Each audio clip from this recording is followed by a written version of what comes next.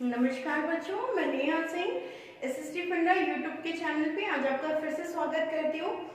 आज हम बात करेंगे क्लास 9। उससे पहले चैनल को सब्सक्राइब करें और बेल आइकन को प्रेस करना बिल्कुल ना भूलें, जिससे आपको आने वाली नोटिफिकेशन चैनल की मिलती रहे। ओके, 9 का जो चैप्टर है हमारा हिस्ट्री, इम्पॉर्टेंट चैप्टर है, लेंथी चैप्टर है और थोड़ा सा घुमा हुआ भी है। चलिए छोड़िए, सब हम लोग पढ़ेंगे तो सब कुछ इजी है। देखिए, टफ कुछ भी नहीं है समझने की। आपको अंदर से जब तक क्यूरियोसिटी नहीं आएगी ना कि हम उस चीज को समझें कैसे, तब तक आपके लिए कुछ भी टफ है। जब आप ये समझने लगेंगे कि नहीं मुझे समझना ही है, मेरे लिए जरूरी है, टॉपिक को समझने लगेंगे, आपके लिए कुछ भी आपके लिए संभव नहीं है, या ये कह सकते हैं कि टफ है, कुछ भी टफ नहीं है। चलिए आज टॉपिक पढ़ते हैं हम हिस्ट्री का। आपको हिस्ट्री से ये टॉपिक स्टार्ट करने से पहले मैं आपको एक चीज बताना चाहती हूँ। जो एनसीईआरटी है ना बच्चों, इसने क्या किया है इन्होंने कि हमारे सिलेबस को, एसएसटी के सिलेबस को पार्ट्स में डिवाइड कर दिया है। कैसे करा है? जैसे 6th क्लास में हम हिस्ट्री में पढ़ते हैं एंशिएंट पीरियड के बारे में, प्री हिस्ट्री, प्रोटो हिस्ट्री। आप मेरे चैनल्स पे देख सकते हैं कि जो बाकी भी जो चैप्टर है हिस्ट्री के उनसे, ठीक है। 7th क्लास में इन्होंने मेडिवल हिस्ट्री रख दी है। जैसे कौन कौन से जो जब मुसलमान हमारे देश पे जब उन्होंने अटैक्स किए थे उस टाइम की जो हिस्ट्री है वो उन्होंने 7th में पूरी अडॉप्ट करी है। हिंदू रूलर्स के बारे में बताया है, ठीक है, किसने किसके साथ कौन सी फाइट हुई, ये सारी चीजें उसमें हैं। फिर आते हैं हम जो हमारी 8th क्लास की बुक है हिस्ट्री की, उसमें उन्होंने समझाया है मोस्टली मॉडर्न सोसाइटी के बारे में। मॉडर्न सोसाइटी हम किसको कहते हैं? जो मॉडर्न हिस्ट्री हमारी ब्रिटिश इंडिया जब हमारे देश में आ गई थी उस टाइम के पीरियड को हम कहते हैं मॉडर्न हिस्ट्री। ओके, अब 9th में फिर क्या रखा उन्होंने? 9th में उन्होंने ऑल ओवर वर्ल्ड की हिस्ट्री को प्रोटेक्ट किया रखा है वहां पे, और हमें बताया है कि जैसे उस टाइम पे जब हमारे इंडिया में ये सारी हिस्ट्री के जो टाइम्स है, सर्कमस्टेंसेस ये चल रहे थे, उस टाइम वर्ल्ड में क्या हो रहा था, जिसमें से कुछ जो रेवोल्यूशंस है वो इम्पोर्टेंट है, कुछ जो टाइमिंग है वो इम्पोर्टेंट है। जैसे यूरोप में क्या हो रहा था उस टाइम पे, एशिया के दूसरे पार्ट्स में उस टाइम पे क्या हो रहा था, इसके बारे में हम साथ साथ में पढ़ते रहेंगे। तो आज का हम टॉपिक लेते हैं, इंटरेस्टिंग टॉपिक है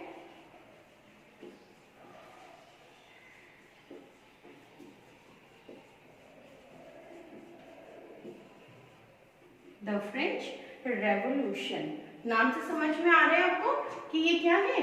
फ्रांस और रेवोल्यूशन, क्रांति, ठीक है।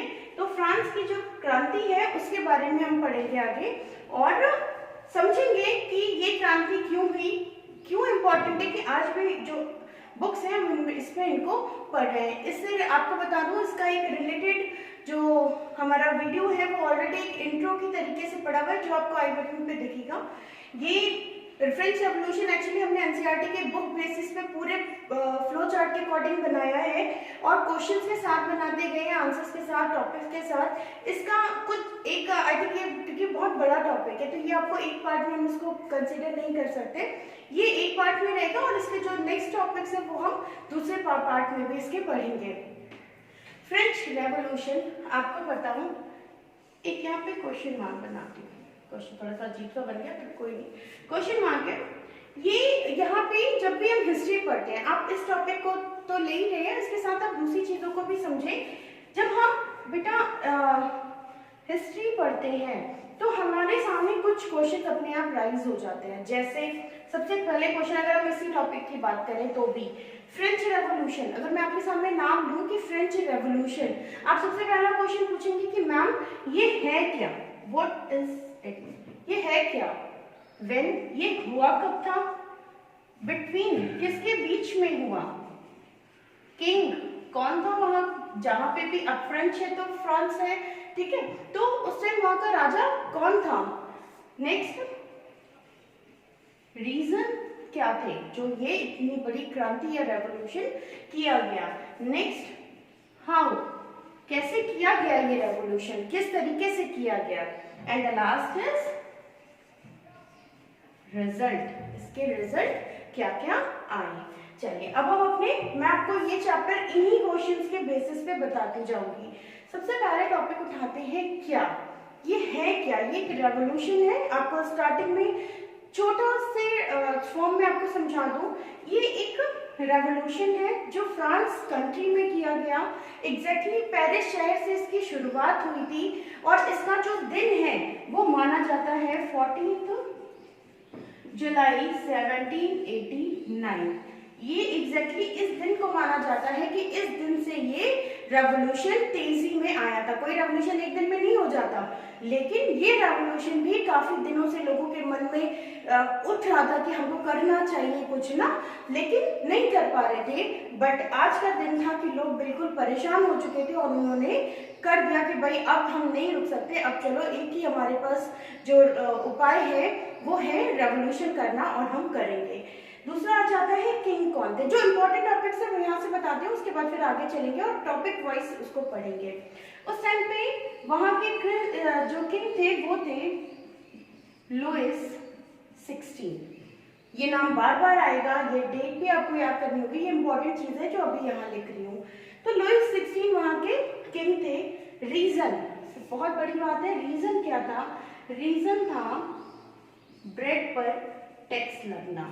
ब्रेड मतलब रोटी, जो भी हमारा जो सबसे जरूरी खाना है, जो रोटी है, हम कहते हैं ना आटा दाल चावल हमारा है या रोटी है, तो जो सबसे जरूरी चीज है हमारी जिंदगी में हमें सरवाइव करने के लिए, सब्सटेंस जो है वो है ब्रेड पर टैक्स लगाना। रिजल्ट क्या आया? अब पढ़ते जाते हैं, आगे देखते जाते हैं कि इसका रिजल्ट क्या आया, कैसे उन लोगों ने इस रेवोल्यूशन को अंजाम दिया। सो अब आगे बढ़ते हैं और अपने सबसे पहले क्वेश्चंस को उठाते हैं। व्हाट, ये क्या था ये रेवोल्यूशन जिसको हम आज इतने टाइम से, मैंने आपको एक डेट बताई 14 जुलाई 1789, जो आज से इतने 100 साल पहले तक अभी भी जो जिसके बारे में हम बात कर रहे हैं, डिस्कस कर रहे हैं, तो जरूर कुछ इंपॉर्टेंट हुआ होगा उस टाइम पे। तो ये थी क्या? अब यहाँ से एक स्टोरी स्टार्ट करते हैं और उससे पहले हम समझेंगे ये स्टोरी का बेस क्या है। जस्ट सपोज कि आपको जो सामान, कोई भी चीज ले लीजिए, चलिए मैंने आपको ब्रेड का बताया रीजन, तो ब्रेड ही ले लेते हैं। ब्रेड का एक आम पैकेट अगर आप खरीदने जाते हैं तो आपको कितने का मिलता है? 20, 25, 30, 40, इससे ज्यादा नहीं मिलता है ना। तो जस्ट सपोज कि 20 रुपीज की ब्रेड आपको रोज मिलती है और वो आपके एक जरूरी हिस्सा है आपके लाइफ का, उसको आप नाश्ते में खाने में यूज करते हैं, उसके बिना काम नहीं चलना आपका। अब इस ब्रेड पे अचानक से हमारी जो गवर्नमेंट है वो सबसे ज्यादा टैक्स लगा दे। उसको पता है कि जो ये जरूरी चीज है, एसेंशियल है, ये सबसे ज्यादा हमारी जनता इस चीज को खरीदती है, जरूरी है, खरीदेगी क्योंकि पेट भरना है उसको अपना, उस पर टैक्स लगा दो। और टैक्स लगाओगे, ज्यादा खरीदेगी, ज्यादा जरूरी चीज है, ज्यादा खरीदेंगी, ज्यादा टैक्स हमें मिलेगा। और ये सोच के ये जो 25 रुपीज की जो कॉस्ट है इसकी, या टैक्स जो भी हम पे करते हैं, जो इसका प्राइस है, उसको बढ़ा के टैक्स इसमें इंक्लूड कर दिया और इसका प्राइस कर दिया 250। अब आप खरीदना तो मजबूरी है ना, आपको खाना है, पेट भरना है, ये मजबूरी है जनता की, आम जनता की, जिसका भी काम है, जो काम कर रहा है, लेबर है, बिजनेसमैन है, क्राफ्टमैन है, आर्टिशियन है, वो कुछ भी है, हम आप जैसे हैं, बिल्कुल आम जनता वैसी है। लेकिन जो चीज उसे 25 रुपए की मिलती थी वो अब उसे 250 रुपए की मिल रही है। ये एक बहुत बड़ा रीजन था उस टाइम पे फ्रेंच रेवोल्यूशन का। अब स्टोरी बताते जाते हैं और अपनी कहानी को, और इस तरीके से इसको हम पढ़ते भी चले जाते हैं। 14 जुलाई 1789 की मॉर्निंग का दिन है। अचानक फ्रांस की जनता देखती है कि जनता देखती है कि अचानक से आज के दिन जो फ्रांस का जो सैनिक है, जो आर्मी है, वो अचानक से उसको अपने पेरिस शहर में, यहाँ हम बात कर रहे हैं फ्रांस के पेरिस शहर की, वो देखती है कि आज घर घर के बाहर, आसपास मोहल्ले में, या जो हमारा मार्केट है, डेली मार्केट है, वहां पे हर जगह आज आर्मी दिख रही है। जनता जो है वो परेशान हो जाती है, बोलती है यार ये कैसी बात हुई, आज हमें ये जो आर्मी है ये दिख क्यों रही है सब जगह। परेशान होते हैं, जनता आपस में बातचीत करती है। किसी ने अफवाह फैला दी, एक रूमर फैला दिया कि ये जो आर्मी आपको दिख रही है ना, ये ऐसे ही नहीं आई। राजा ने, कौन था राजा उस टाइम, जिनकी कुछ नाम है, कुछ सन है जो आपको बहुत जरूर होने चाहिए याद इसमें। तो अब हम, राजा कौन है? राजा है लुईस 16। लुईस 16 ने ऑर्डर दिए हैं कि आर्मी जो है वो नागरिक, जो आम सिटीजन्स हैं, जन साधारण है, उन पे गोलियां चला सकते हैं। श्योर नहीं है, बट वो अंदाजा लगा रहे हैं आर्मी को देख के। उन्होंने अंदाजा लगाया, बोला कि यार किंग ने तो ऑर्डर दे दिया, अब तो हमारे ऊपर गोलियां चलेंगी। सब डरे हुए भी हैं और क्रोधित भी हैं, क्योंकि ऑलरेडी जो उनकी जरूरी चीज है, जिससे पेट भरना है, जो इससे ज्यादा जरूरी चीज कुछ नहीं होती है ना, पानी और खाना बहुत जरूरी है इंसान के लिए। तो वो बोल रहे हैं उनको कि राजा जो है वो हमें, अब हमारे पर गोलियां चलवाएंगे, अभी तो उन्होंने टैक्स बढ़ाया, अभी तो उन्होंने टैक्स लगाया, अब वो क्या करेंगे, अब वो गोलियां भी चलवाएंगे हमारे ऊपर। जनता बिल्कुल से भड़क जाती है और आपस में एक दूसरे से शला मशवरा करते हैं, और उसके बाद लगभग 7000 पीपल, ठीक है, 1000 जो पीपल है, जनता है वहां की, वो मेन और वुमेन दोनों, मेन और वुमेन मिलके चले जाते हैं, किले की तरफ बढ़ते हैं। जो भी सरकारी दफ्तर हैं, किले हैं या जगह हैं, वो वहां पे जाना शुरू कर देते हैं। सोचते हैं आज हम घेराबंदी करेंगे, अब हम जो राजा है उनकी बिल्कुल बात नहीं मानेंगे।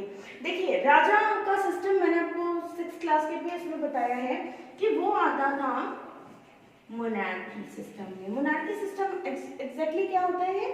जब राजा का राज चलता है, और राजा क्या है? सिंगल पर्सन है, एक इंसान है, किंग है ना, किंग बोलते हैं। तो राजा क्या है? सिंगल पर्सन है। तो जब किसी नेशन पे, सिटी पे, या जो भी उसका राज्य है, स्टेट है, उस पे एक व्यक्ति का राज चलता है। वो किसी से सलाह लेना जरूरी नहीं है, मशवरा लेना जरूरी नहीं है, वो अपना राज अपने मन से चला जा सकता है। उसी सिस्टम को हम मोनार्की सिस्टम कहते हैं। तो उस टाइम फ्रांस में क्या था? मोनार्की सिस्टम था। राजा कौन था? लुईस 16 था।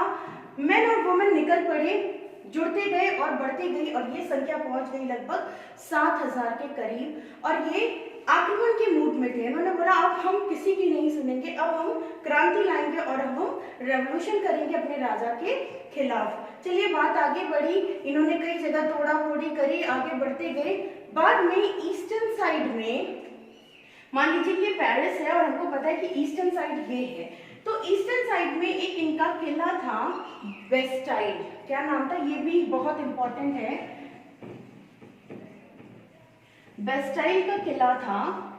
उस जगह पे बेस्टाइल किले में जो वहां का जो लोग थे ना, जहाँ पे ये रेवोल्यूशन स्टार्ट हुआ, ये सबसे नजदीकी और सबसे बड़ा किला था वहां का। तो लोग इतने गुस्से में थे, उनको बस राजा की चीजों को खराब करना था, तोड़ना फोड़ना था। वो बड़े और उन्होंने बेस्टाइल के किले में, उन्हें लगा कि हम खाली हाथों से तो युद्ध कर नहीं सकते, राजा की इतनी बड़ी आर्मी है, सेना है, हमें हथियार चाहिए होंगे। उस हथियार के लालच में वो इस बेस्टाइल के किले में, फोर्ट में एंटर कर गए। उन्होंने तोड़ा फोड़ी मचाई और वहां का कमांडर जो था उसको उन्होंने मार दिया, सैनिकों को मार दिया, और बिल्कुल एक एक ईंट आप कह सकते हैं कि बिल्कुल विध्वंस करते, बिल्कुल ध्वंस, वो जो किला था उसको लगभग खत्म कर दिया। और वहां पे जो कैदी मौजूद थे, जिनको पकड़ के राजा ने किसी न किसी सजा के रूप में उनको अंदर रखा था, उनको वहां से छुड़ा दिया।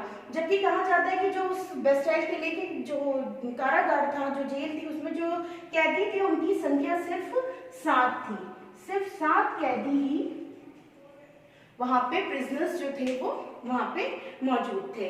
तो कोई बात नहीं, वो देख के दंग रह गए, बोले बस 7 कैदी है इसमें, चलो कोई बात नहीं, जो मिला वही सही। और वो उन 7 कैदियों को वहां से उन्होंने छुड़ा दिया। जो थोड़ी बहुत उन्हें बंदूकें या चीजें वहां पे मिली, उनको उन्होंने अपने पास रखा, और फिर वो आगे और बढ़ गए कि अब हम लुईस 16 से भाई रेवोल्यूशन तो स्टार्ट कर दिया है, इतनी बड़ी तादाद है हमारे पास, और भी लोग जुड़ते चले जाएंगे, इस क्रांति को अब हम आगे बढ़ाते हैं।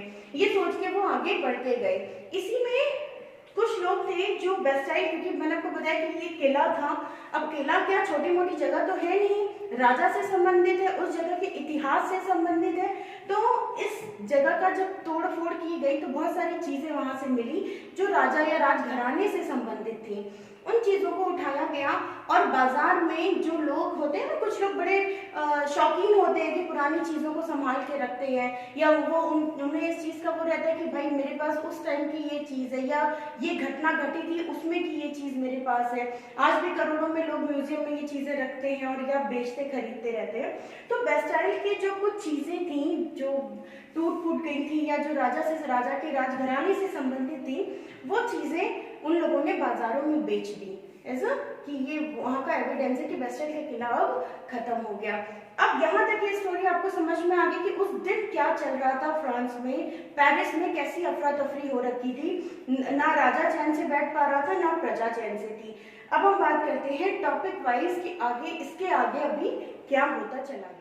चलिए, अब आपकी बुक में दूसरा टॉपिक दिया है French society when the late 18th century, और यहाँ मैंने अपने टॉपिक भी लिख दिए हैं व्हाट एंड व्हेन। अब हम व्हेन से स्टार्ट कर रहे हैं ना, 14 जुलाई 1789 तक हम अभी पहुंचेंगे, ठीक है। तो French society during the late 18th century. अब हम बात कर रहे हैं कि जो 18th सेंचुरी है वहां पे उस टाइम पे फ्रेंच की जो स्थिति थी वो कैसी थी, ठीक है, वो वहां पे क्या चल रहा था उस टाइम पे, वो तो हमने पर्टिकुलर उस दिन की बात कर ली। अब हम उसके आगे की बात करते रहेंगे। अब समझिए कि जो हमारे, मैंने आपको किंग का नाम क्या बताया, लुइस 16। लुइस 16 जो किंग थे ये लगभग 20 इयर्स के हो गए थे। इनको अब थ्रोन जो सिंहासन था उस पर बैठाने की तैयारी, असैसिनेशन करा जाने लगा कि अब इनका राज्यारोहण कर देना चाहिए। तो ये दिन था 1774 का टाइम था, ये 20 वर्ष के थे लुइस 16। इनका असैसिनेशन किया गया, इनको राज्यारोहण किया गया, इनको सिंहासन पे बैठा दिया गया। किस दिन, किस सन में, 1774 में। अब इनके बारे में थोड़ा सा जान लेते हैं, ये कौन थे, किस राजवंश से बिलोंग करते थे, बाकी चीजें। तो ये कौन से राजवंश से थे, कौन सी फैमिली से थे, ये थे बर्बन फैमिली, ठीक है। इनके जो पिता थे उनको लुइस 15 कहते हैं, इनके दादा जो थे वो लुइस 14 थे, मतलब बस लुइस थे और उनके आगे 14, 15, 16 लगा रहा। तो सारे ही जो इनकी फैमिली के लोग थे ना, इनके पिता जो थे फादर लुइस 15, वो भी बहुत लग्जरियस लाइफ जीने वाले थे। भाई हम राजा हैं और हमें जो राज है बस वही करना है, इससे ज्यादा हमें कुछ नहीं करना। बाढ़ में जाए जनता, टैक्स लगाओ जनता पे, वो हमें देगी और हम आराम से अपना राज करेंगे, इससे ज्यादा उन्हें किसी चीज से मतलब नहीं था। फिर बर्बन फैमिली को बिलोंग करते थे। 1774 में ये राज सिंहासन पे बैठे, या कह सकते राज्यारोहण, असैसिनेशन हुआ इनका। लुइस 16 नाम 20 साल के थे। इसके आगे अगर इनकी फैमिली के बारे में बात करें तो इनकी वाइफ, ठीक है, या क्वीन के बारे में करें तो इनकी जो वाइफ थी वो एक ऑस्ट्रिया जो कंट्री है वहां की प्रिंसेस थी, और इनका नाम था मैरी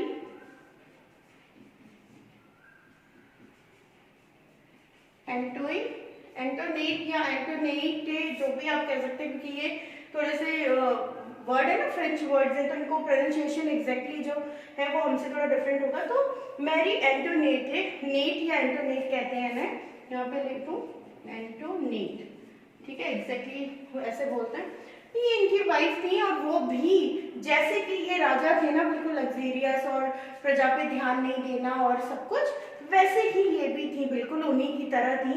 और इनके लिए किस्सा बड़ा फेमस है, वो आप अपनी बुक में भी पढ़ेंगे। इनके सामने प्रजा ने बोला कि भाई देखो राजा तो हमारी बात सुन नहीं रहा है, दूसरा ऑप्शन हमारे पास क्या बचता है, जो वहाँ की राजकुमारी या क्वीन है या जो राजा की वाइफ है उनसे कुछ कह के देखते हैं, शायद वो हमारे बारे में समझें या सुने या वो हमारे लिए कुछ उपाय निकालें। तो जो कुछ प्रजा थे, लोग थे भाई, वो इनके पास गए और इनसे बोला गया कि भाई हमारे पास ब्रेड नहीं है खाने को, रोटी नहीं है खाने को, और टैक्स लगता जा रहा है, जो राजा है वो टैक्स लगाने की बातें कर रहे हैं, हम कैसे खाएंगे, हम गरीब हैं, हम कैसे खाएंगे। तो इन्होंने बोला अरे ब्रेड नहीं है तो क्या हुआ, तुम लोग केक क्यों नहीं खाते।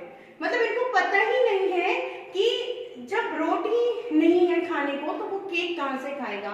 लाइक बिल्कुल सेंसलेस बात, मतलब नहीं। इसको कहते हैं कि भाई जो कहते हैं ना, आपने भी कई बार सुना होगा कि जब जो जनता है, जब उसके लिए कोई बना रहे होते हैं ना कोई फार्मा कि हम इस चीज की सप्लाई करेंगे या पुल बनाएंगे या ये बनाएंगे, उनके लिए जमीनी स्तर पे सोचना या उस जगह पे जो है ना वो उनके बारे में ज्यादा सोच या समझ सकता है, बजाय कि एक दूर बैठा हुआ इंसान जो सिर्फ सुन रहा है उनकी तकलीफों को, वो कभी समझ नहीं सकता। इसी चीज को जो मैरी एंटोनेट है, इन्होंने बिल्कुल परिपक्व इन्होंने बता दिया कि भाई देखो हम रानी हैं, हमें मतलब ही नहीं है कि तुम जनता के साथ क्या हो रहा है। इन्होंने एक ऐसा स्टेटमेंट दिया था जिसकी बात से ये फेमस हो गई थी कि भाई राजा तो फिर भी शायद कभी सुन ले, ये तो बिल्कुल नहीं सुन सकती। और प्रजा बिल्कुल से अग्रेसिव हो गई थी राजा और रानी के खिलाफ। इसके आगे की बात करते हैं। इनका राजा रोहन हुआ 1774 में। 1774 से आगे बढ़े, ये राजगद्दी पे तो बैठ गए, लेकिन इनको अभी पता नहीं था कि जो इनका राजकोष है, जो इनकी ट्रेजरी है, जो इनका खजाना है वो खाली है, उसमें कुछ भी नहीं है, बिल्कुल भी कुछ नहीं है। रीजन क्या था कि इनके खजाने में, इतने बड़े राजा हैं, इतनी बड़ी कंट्री के राजा, इनके खजाने में कुछ क्यों नहीं है? क्योंकि उस टाइम युद्ध चलते थे आपस में। युद्ध किसके बीच में हुआ था? युद्ध चल रहा था एग्जैक्टली ब्रिटेन और अमेरिका के बीच में। अमेरिका के बीच में युद्ध चल रहा था। फ्रांस के राजा थे, अमेरिका ने इनसे मदद मांगी और इन्होंने उनकी 13 कॉलोनीज को बचाने के लिए अपने सैनिक, अपना जो भी इनका आर्म्स थे, जो भी इनके पास वेपन्स थे, उसके साथ इन्होंने भेज दिया। अब वो वेपन्स कहाँ से आते हैं? वो भी तो कहीं ना कहीं से मंगवाए जाते हैं, बनवाए जाते हैं। तो ब्रिटेन के खिलाफ अमेरिका लड़ रहा था। अमेरिका का फ्रेंड कौन था? फ्रांस। ये दोनों एक हो गए किसके खिलाफ? ब्रिटेन के खिलाफ। अब इन्होंने इनकी सहायता करी, भाई फ्रेंड है, सहायता करेंगे, हेल्प करेंगे इनकी। 13 कॉलोनीज उपनिवेशों को बचाने के लिए। इनके ऊपर कर्ज बढ़ता गया वेपन्स के लिए, या जो मेंटेनेंस होता है हमारी आर्मी का, उसके लिए। और ये कर्ज बढ़ते बढ़ते लगभग 10 बिलियन लिब्रे। अब ये लिब्रे क्या है? ये फ्रांस की करेंसी है, फ्रांस की करेंसी है, जो कि 1794 के बाद खत्म कर दी गई थी। ये जो लिब्रे था ना, ये खत्म कर दिया गया था। इसके बाद उनकी जो अपनी करेंसी है, जो आज तक चल रही है, फ्रेंच यूरो है आई थिंक, तो वो अभी भी चल रही है। तो 10 बिलियन लिब्रे जो है वो वहां चला दिया गया, उनके ऊपर कर्ज आ गया, लोन आ गया। उससे पहले भाई राजा थे, जो ऑफिशियल्स हैं, सरकारी विद्यालय चल रहे हैं, गवर्नमेंट के जो उनकी बैठकें हो रही हैं, उसमें जो खाना पीना चल रहा है, ऊपर से ये इतने लग्जरियस थे, इनको प्रजा से कोई मतलब था नहीं। तो ऑलरेडी उससे पहले, इस 10 बिलियन लिब्रे से पहले, इनके पास 2 बिलियन लिब्रे का लोन पहले से भी था। अब यहाँ बता देती हूँ मैं कि 10 तो युद्ध में आ गया, अमेरिकन कॉलोनीज को बचाने के चक्कर में, हेल्प करने के चक्कर में, राजा थे जो मदद मांगने आता था उसको देने, सोचते थे कि अगर मैंने नहीं दी या मैं झुक गया तो इनको पता चल जाएगा मेरी ट्रेजरी में कुछ भी नहीं है, मैं ऐसे बदनाम हो जाऊंगा। तो इन्होंने इस चीज को अपना बहवाई में, है ना, कि हमारे पास कुछ है नहीं, वो कहते हैं ना हाथी के दांत खाने के और दिखाने के और, कुछ है नहीं इनके पास, लेकिन इन्होंने उसको आगे बना दिया। तो 10 बिलियन लिब्रे इनके पास लोन चढ़ गया इस युद्ध के माध्यम से। और उससे पहले इनके पास 2 बिलियन लिब्रे का पहले से ही इनके ऊपर बर्डन था, लोन था। टोटल लगभग 12 बिलियन लिब्रे जो हैं इसके अंदर ये दब गए। चलिए ये सब चलता रहा, आगे बढ़ते रहे। और उसके बाद इन्होंने क्या निश्चय निकाला, उपाय क्या था इनके पास कमाने का? खुद तो कुछ करना नहीं था, उपाय क्या था इनके पास? लगाओ टैक्स, टैक्स लगाओ। जो निचले तबके के लोग हैं अपनी कमाई से काट काट के मेहनत 2 गुनी करेंगे, 3 गुनी करेंगे, मर्जी करें या ना करें, हम तो राजा हैं, टैक्स लगाएंगे, वो हमें टैक्स देते जाएंगे और कैसे ना कैसे करके हम जो ये हमारे लोन है इनको हम खत्म कर देंगे। एक्चुअली ये जो लोन थे ये लिए किससे गए थे, किसी ना किसी जगह से लिए गए थे। अब वो जो क्रेडिटर्स थे जो उनको डेबिटर्स थे जो उनसे मांगते थे कि यार दो हमें, हमारा पैसा हमने आपको दिया है, इस पे भी तो इंटरेस्ट लग रहा है। अब उस पे उन्होंने बढ़ाते बढ़ाते बोले ये इतना टाइम हो गया, आप हमें पे तो कर नहीं रहे हो। ऐसा है कि हम इस पे 10% का जो इंटरेस्ट है वो लगा रहे हैं, ठीक है, आप हमें दे नहीं रहे हो तो ऐसा करो, रखो अपने पास, जब होगा तब देना, बट हमें 10% का जो वो है इंटरेस्ट है उसके साथ अब तुम देना। राजा परेशान थे, उन्होंने क्या किया, लगा वो टैक्स। अब हम इसके आगे की जो हमारी टैक्स की कहानी है ये अब आगे पढ़ते हैं कि कैसे टैक्स लगा और उसका रिजल्ट क्या आया। चलिए तो अब हम पढ़ते हैं उसके आगे कि टैक्स लगाया तो कैसे लगाया और क्यों लगाया। मैं आपको एक चीज बताऊं कि जो टैक्स लगा था ये लगा था सिर्फ थर्ड स्टेट में। अब ये स्टेट्स क्या हैं, ये देखिए, थर्ड स्टेट, स्टेट्स के लोगों पे लगा था। अब ये स्टेट्स ये हैं क्या, इसको समझने के लिए मैं आपको ये डायग्राम समझाती हूँ। ये देखिए, आप ये देख सकते हैं डायग्राम में क्या है, सबसे ऊपर दिया हुआ है फर्स्ट स्टेट, सेकंड स्टेट और थर्ड स्टेट। ये जो फ्रांस था ना, हमारी जो यहाँ की सोसाइटी थी फ्रांस की, ये एक्चुअली इन 3 स्टेट्स में बटी हुई थी। ओके, ये 3 स्टेट उनके लेवल के अकॉर्डिंग बांटे गए थे। कैसे, सबसे पहला फर्स्ट जो स्टेट है उसको अगर आप देखें तो यहाँ पे क्या है, ये क्लर्जी लिखे हुए। क्लर्जी क्या होते थे, जो पादरी होते थे, जो चर्च की देखरेख करते थे ना, ये सबसे ऊपरी तबके पे इनको रखा गया था।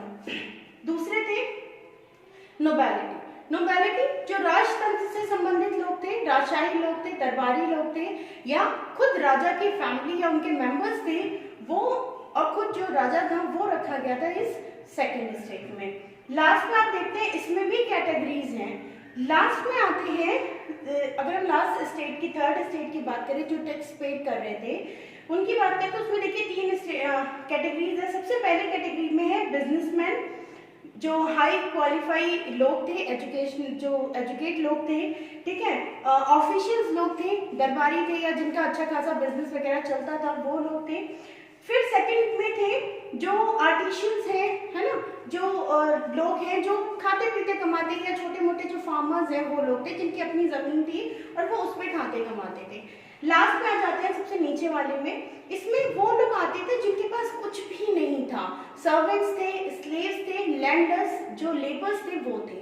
तो ये कैटेगरीज थी जिसमें कि जो सबसे नीचे की तीनों, थर्ड स्टेट है ना, थर्ड स्टेट की तीनों जो हमारी कैटेगरीज है उन तीनों को टैक्स पे करना पड़ता था। वो टैक्स पे के जो क्राइटेरिया है उसमें आते थे। ऐसा माना जाता था कि जो फर्स्ट स्टेट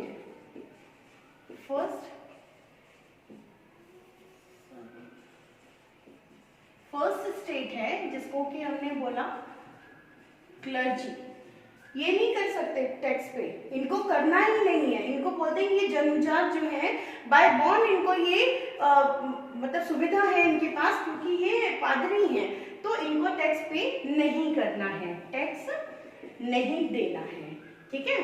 फिर आते हैं हमारे कौन से, सेकंड स्टेट। इनको भी बोलते हैं कि भाई जन्मजात तुम क्योंकि राजशाही खानदान के हो, तुमको भी टैक्स जो है वो पे नहीं करना है।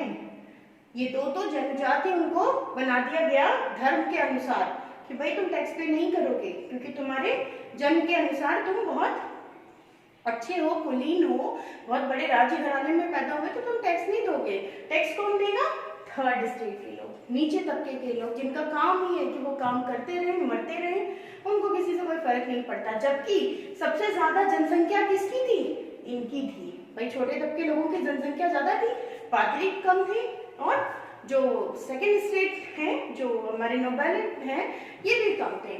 चलिए बात करते हैं कि इनके पास जो जमीन थी वो किस तरीके की, हर जगह उस टाइम बच्चों जो हमारा डिस्ट्रीब्यूशन था ना, जो एग्रीकल्चर था, यही सबसे बड़ा बिजनेस था, उससे रिलेट करके बाकी बिजनेस चलते थे, चाहे वो कपड़े का हो, वो खाद्यान्नों का हो, या किसी भी चीज का हो। तो उन्होंने बोला कि भाई अब जो है इसका डिस्ट्रीब्यूशन कैसे हो, तो लगभग जो 60% जो लैंड थी ना पूरे फ्रांस की, उसका लगभग 60% जो है वो इन दोनों के पास था, इन दोनों के पास, इनके पास और इनके पास 60% इनके पास है, और जनसंख्या पॉपुलेशन अगर हम देखें तो वो 90% किसकी है, वो है थर्ड स्टेट की। समझे, 90% पॉपुलेशन इनकी है, और जमीन सबसे ज्यादा किसके पास है, इन दोनों जो हमारे जो फर्स्ट और सेकंड स्टेट है इनके पास है। तो यहाँ से आगे बढ़ते हैं, और अब हम समझेंगे कि भाई ये जो क्राइटेरिया ये आगे कैसे बढ़ता रहा। यहाँ से उन्होंने टैक्सेस लगाए, और ये एक बहुत बड़ा रीजन था जो ये थर्ड स्टेट जो था वो अग्रेसिव होता जा रहा था, क्योंकि इनकी बात सुनी नहीं जाती थी। ये दोनों बड़े होते पे थे, ये अपने में जो परामर्श थे वो करते थे, और ये इनकी बात कभी नहीं सुनते थे। तो इसमें भी अब आपको हम लोग पढ़ेंगे कि जो ये थर्ड स्टेट है ना, इसमें भी ये बट गए थे। इसमें भी इन्होंने बोला कि जो पहले जब खड़े हुए, एक्चुअली छोटे मोटे रेवोल्यूशन होते गए आगे आगे, लेकिन जब वो रेवोल्यूशन होते थे ना, गरीब तबका था कितने दिन करेगा, आज अग्रेसिव हुआ 2-4-10 दिन किया भाई, या तो राजा दबा देता था उन्हें, और या तो क्या होता था कि खुद ही वो समझ जाते थे कि यार आज 1 मरा, 2 मरे, 3 मरे, सारे नहीं मर जाए, इसके लिए फिर वो अपने आप उस जो क्रांति है उसको बंद कर देते थे। तो इस तरीके से छोटे मोटे जो रेवोल्यूशन थे वो चलते रह गए थे। बाद में आए जो ये थर्ड स्टेट में, मैंने आपको अभी पिक्चर में दिखाया था ना कि जो कैटेगरीज थी, वो जो फर्स्ट कैटेगरी थी बिजनेसमैन, हायर क्लास बिजनेसमैन थे, ऑफिशियल्स लोग थे, एजुकेटेड लोग थे, उन्होंने कमान संभाली। इस बार वो सामने आए और उन्होंने बोला कि अब जो इसका नेतृत्व है, जो इसकी लीडरशिप है, जो लीडिंग है, वो हम करेंगे, अब कोई यहाँ आगे नहीं आएगा, अब हम चलाएंगे। क्योंकि उनके पास थोड़ा बहुत पैसा भी था, पढ़े लिखे थे, वो दुनिया घूम के आए थे, उनके पास कई ऐसे योजनाएं थी, चीजें थी जिससे वो फ्रांस का जो ये चेहरा है इसको वो बदल सकते थे। तो अब हम बात करेंगे कि कैसे जो थर्ड स्टेट के लोग थे वो लोग कैसे सामने आए और उन्होंने कैसे चीजों को बदलने की कोशिश करी। टाइप और टाइप, ये भी वहां के टैक्सेस हैं, ये नेम है। डायरेक्ट इनडायरेक्ट टैक्सेस लगाए जाते थे। ये जो टैक्स है ना, ये रिलीजियस है, रिलीजियस टैक्स है। रिलीजियस टैक्स मतलब ये जो वहां के लोग थे ना, देना, मैंने आपको बता दिया टैक्स एक्चुअली पे कौन करता था, ओनली थर्ड स्टेट। ठीक है, तो जो थर्ड स्टेट जो है वो पे कर रहा है, तो उन्हीं के ऊपर सारा बर्डन है, वो जितने भी तरीके के टैक्स होंगे वही देंगे। भाई फर्स्ट 2 स्टेट्स वाले तो उनको तो बिल्कुल मान लिया गया कि वो बाय बॉर्न ही ऐसे हैं, इतने ज्यादा वो पावरफुल है, या वो उनको भगवान ने भेजा है कि वो टैक्स नहीं देंगे। तो रिलीजियस टैक्स था जिसका नाम था टाइट या टाइटे बोलते हैं, और ये है टाइली। ठीक है, ये कैसा, ये डायरेक्ट टैक्स था। ये टैक्स जो है ये आपको चर्च को देना होता था। चर्च को अपनी जो एग्रीकल्चर है ना, जो आपका जो भी आपका कृषि में जो भी उत्पादन होता है, जो भी आप किसी भी प्रकार की जो आप कृषि करते हैं, फूल की, फल की, सब्जियों की, किसी भी तरीके की, उसका 10% आपको चर्च को देना होता है। तो इसको बोलते थे कि आप भगवान को दे रहे हैं, हमें नहीं दे रहे हैं। किसको दे रहे हैं, भगवान को, सीधे चर्च को दे रहे हैं। तो इस तरीके से बेवकूफ बना के ये टैक्स वसूला जाता था। उसके बाद आता था दूसरा नंबर इसका, इसमें जो रोजमर्रा की जरूरी चीजें थी उन पे जो यहाँ पे लिख दूं मैं, जो डेली की नीडफुल जो चीजें थी ना, उन पे ये टैक्स लगाया जाता था, एसेंशियल चीजों पे। उसके बाद लास्ट आता है यहाँ पे एक इनडायरेक्ट टैक्स। इनडायरेक्ट टैक्स जो था, ये भी एक टैक्स है और ये भी टैक्स है। ठीक है, तो इनडायरेक्ट टैक्स था, ये 2 चीजें ज्यादा आपकी बुक में नाम देके लिख दिया हुआ है। एक तो सॉल्ट जो जरूरी है लोगों के लिए, तो इस पे एक ही अलग से टैक्स लगा दिया, और दूसरा था टोबैको। ठीक है, तो इन 2 चीजों पे इनडायरेक्ट टैक्स लगा दिए गए और बोला गया कि भाई अब तुम्हारा काम है कि तुम इसे पे करते रहो, हमें देते रहो। ये सब चलता रहा। इसके बीच आगे भी जो रेवोल्यूशन से मैंने बताया कि कंटिन्यू चलते जा रहे थे। अब बात आ गई थी सर्वाइवल पे। भाई इतने टैक्स देने के बाद जो हमारा थर्ड जो स्टेट है वो जिएगा कैसे, तो उसके सामने कुछ मजबूरियां आई, कुछ चीजें उन्होंने उसको सरवाइव करी। ये आपके में टॉपिक के थ्रू दिया हुआ है, टू सरवाइव। तो अब हम उसके बारे में पढ़ेंगे। आई होप अपने टैक्सेस के बारे में आपको समझ में आ गया। So let's continue with the next topic. So हम आगे अपने हाउ क्वेश्चन पे, ये अभी चल ही रहे हैं, बट ये एक टॉपिक है द स्ट्रगल। उसके पहले मैं आपको एक इमेज बताऊंगी जो आपकी बुक में भी होगी शायद। ये आप देख सकते हैं, ये इमेज है। इसमें आप देख रहे हैं एक आदमी है जो बहुत आराम से एक बड़े से चेयर या सिंहासन पे कह सकते हैं बैठा हुआ है, और उसके बगल में एक गरीब सा इंसान है, वो हाथ में कुछ थैले में शायद पैसे लेके हैं, और फल फ्रूट और अनाज की बोरियां अपने साथ रखा हुआ है।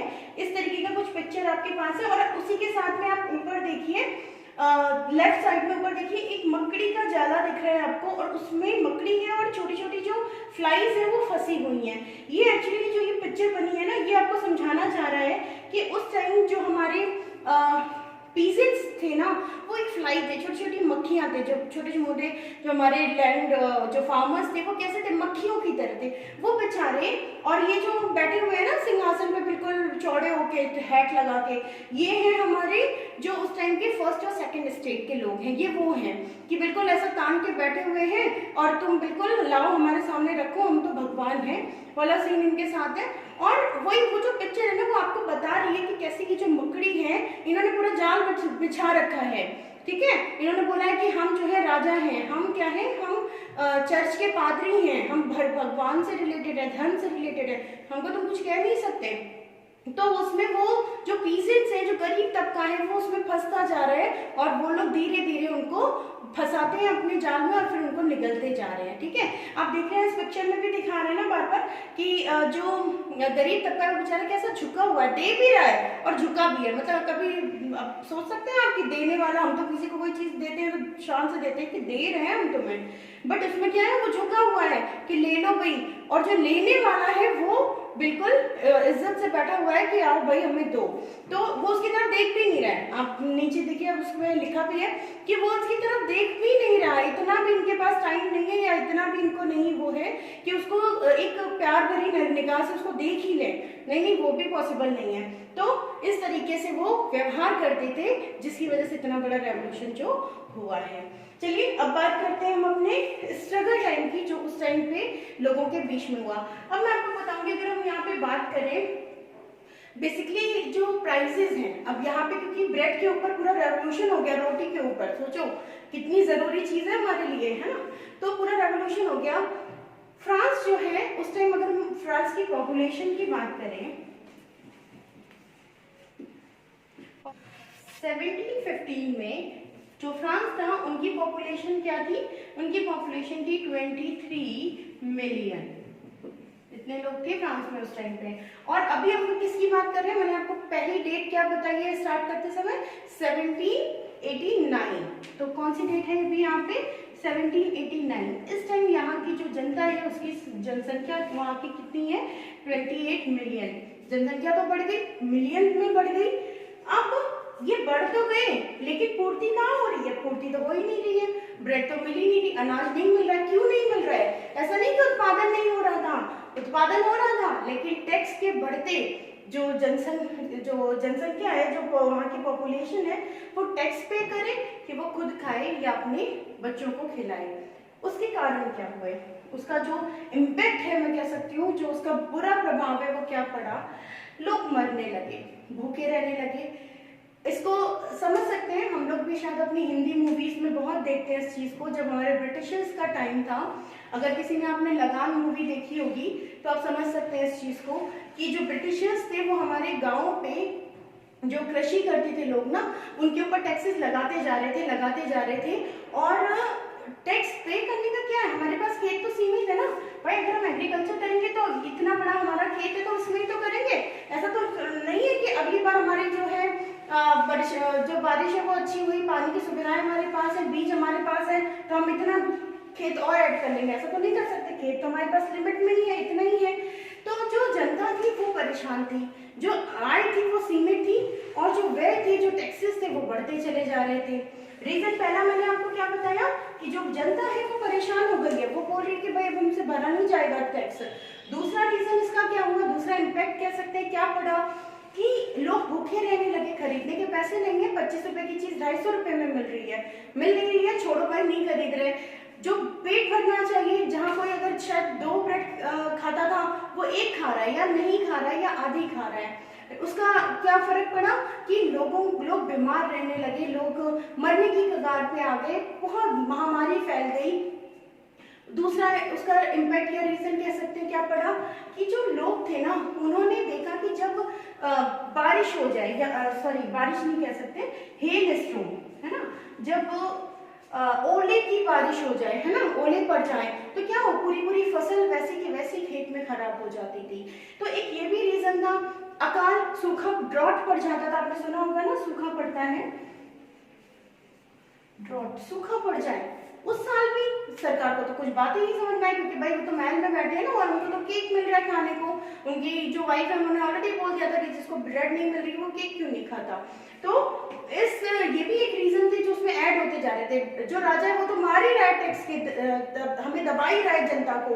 उसके बाद जो प्रकृति है वो भी हमें नहीं छोड़ रही है, वो हमें हेल ड्रॉट इस तरीके की चीजों से वो भी हमें दबाई जा रही है। इस चीज को समझने के लिए आपको एक फ्लो चार्ट दिखाती हूँ, आप उसको ज्यादा अच्छे से उसको समझ पाओगे कि क्या हो रहा है। चलिए अब हम आ गए अपने इस सेशन के लास्ट फ्लो चार्ट पे।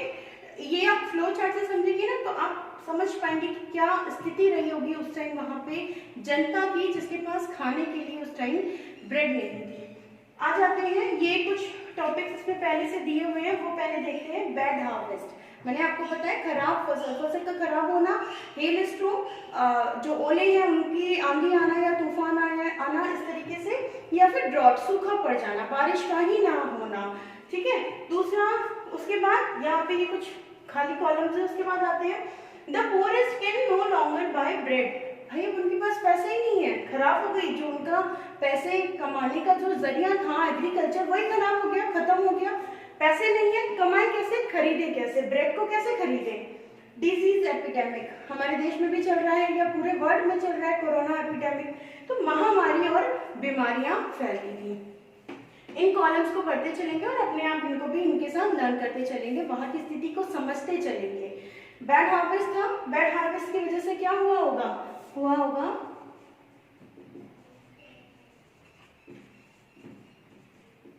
स्कैर्सिटी ऑफ ग्रेन, कमी पड़ गई अनाज की, मिल नहीं रहा है किसी को खाना।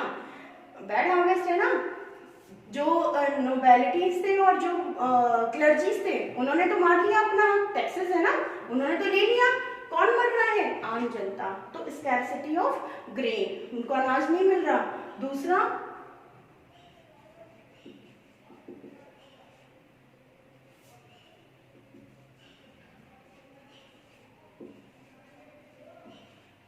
राइजिंग प्राइस ऑफ ग्रेन, जो प्राइस है ना वो बढ़ता जा रहा है, क्योंकि डिमांड क्या है, ज्यादा है, लोग खाने वाले ज्यादा है, ब्रेड कितनी है, कम है। तो उसको बराबर करने के लिए क्या करेंगे, उसको बराबर करने के लिए हम प्राइस को बढ़ा देंगे।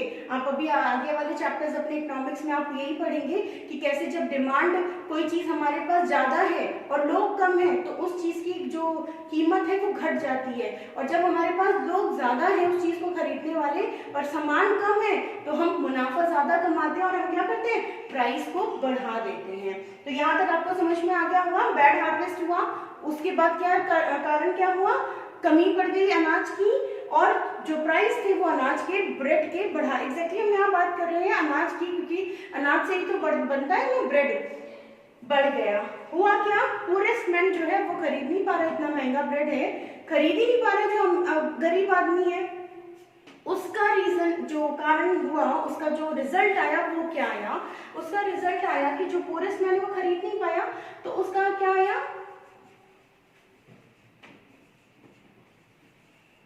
वीकर बॉडीज, शरीर कैसे होने लगे, आप 4 दिन खाना नहीं खाएंगे कैसे होगा आपका शरीर, कमजोर। तो लोगों के शरीर कैसे होने लगे, जो निचले तबके के लोग थे, शरीर जो है वो कमजोर होने लगा। और उसके बाद उनको, चलिए एक तबका तो है वो सोच रहा है अरे भगवान ने इस बार हमारे साथ अच्छा नहीं किया, ठीक है, हमारा जो हार्वेस्ट है, जो फसल है वो खराब हो गई, भगवान भरोसे बैठे हैं। उसमें कुछ अग्रेसिव लोग भी तो है, यंग जनरेशन भी तो है, वो तो गुस्से में है, उसने क्या किया, उसने दंगे कर दिए, राइट्स फॉर फूड। उसने बोला भाई राजा खा रहे हैं, पादरी खा रहे हैं खाना, उनको तो मिल रहा है, हमको क्यों नहीं मिल रहा? क्योंकि हम भी तो प्रजा है ना। किसकी प्रजा है? राजा के। अगर हम बच्चे हैं तो किसके? चर्च वाले क्या बोलते थे? आप हमें पैसे दो, अपनी फसल दो, अपनी फसल का 10% का टैक्स दो। क्यों दो? क्योंकि हम जो है भगवान से हैं। तो भाई जब भगवान ही ऐसा कर रहा है तो भगवान अपने पास से हमें क्यों नहीं दे रहा? इस चीज को समझते हुए वो क्या करते थे? दंगे करने उन्होंने स्टार्ट कर दिए, उन्होंने क्रांति लाने की कोशिश करी। रिजल्ट क्या हुआ? इसके कारण भी महामारी हुई। ठीक है, लोग वीकर हो रहे ना, बॉडी खराब हो रही है तो कोई भी बीमारी उनको इजीली पकड़ रही है, इम्यूनिटी सिस्टम खराब हो रहा है, उनको महामारी फैल रही है और राइट्स, दंगे कर रहे हैं लोग, जो पादरी हैं और जो राजशाही परिवार है या राजा है उसके खिलाफ। तो उसका भी रीजन क्या हुआ? दोनों का रीजन क्या होगा? डेथ। और death, increasing number of death, इससे क्या हुआ? जो इंक्रीज, जो डेथ की नंबर्स थे, जो तादाद थी, वो बढ़ती चली गई। आई होप कि पूरा आपको समझ में आया होगा। इस चीज को आप अपने आज के टाइम से भी रिलेट करके देख सकते हैं। जैसे आज इस पूरे विश्व पे कोरोना का इतना बड़ा महासंकट आया हुआ है और यही सेम कंडीशन चल रही है। अगर मैं किसी के बारे में वो नहीं बोलूंगी, लेकिन अगर मैं अपने माननीय नरेंद्र मोदी जी को बोलूं तो आज उनकी वजह से जो हमारी इसेंशियल चीजें हैं, चाहे वो दूध हो या खाने पीने की जरूरी चीजें हो, आटा हो, दाल चीज हो, कुछ भी हो, वो किसी चीज की कमी नहीं हुई। अगर कमी होती तो क्या होता? ये अभी बैड हार्वेस्ट को अगर हम ऐसे ले सकते हैं कि सारे बिजनेस तो बंद है, खेती बाड़ी बंद है, सब कुछ तो लोग बंद करके घर में बैठे हैं कोरोना के डर से, तो क्या होता? कमी हो जाती। कमी की वजह से जो प्राइसेस है वो बढ़ते और ये सारी चीजें शायद होती। भगवान के भरोसे है कि भाई ये सब चीजें नहीं हुई और बहुत अच्छे से हम और आप इस चीज से लड़ रहे हैं। ऐसे ही लड़ते रहे, आगे बढ़ते रहे और पढ़ते रहे आगे। Keep watching video and please learn it and पढ़ते रहे, बढ़ते रहे, लाइक करते रहे। थैंक यू, नमस्कार।